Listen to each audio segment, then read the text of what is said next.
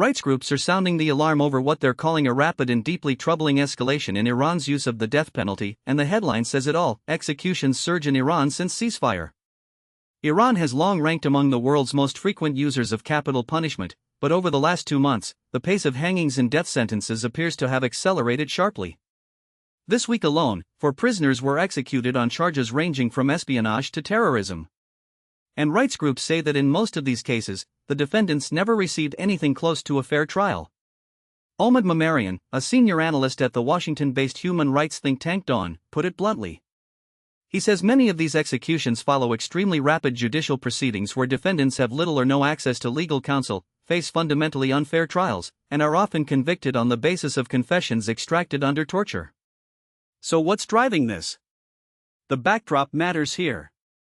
In January, security forces crushed nationwide anti-government protests with deadly force, killing thousands. Then in late February, Israel and the United States launched attacks on Iran, battering the country's infrastructure and deepening an already severe economic crisis. A ceasefire was reached in April, and that's when the execution rate appears to have spiked. Mamarian says the Iranian government is gripped by anxiety.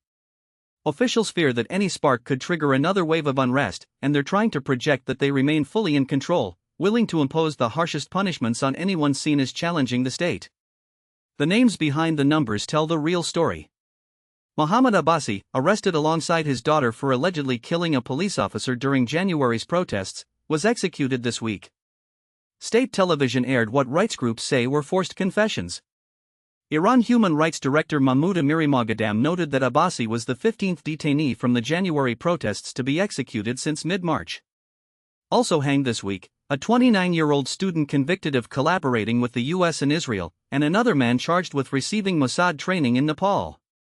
Amirimoghaddam is urging the international community to push back and to make stopping these executions part of any future negotiations between Washington and Tehran. His warning is stark: unless the political cost rises for the Islamic Republic, daily executions will continue in the weeks and months ahead. That's where things stand, a government wielding the death penalty not just as punishment, but as a tool of fear, and rights groups calling on the world to make that cost impossible to ignore.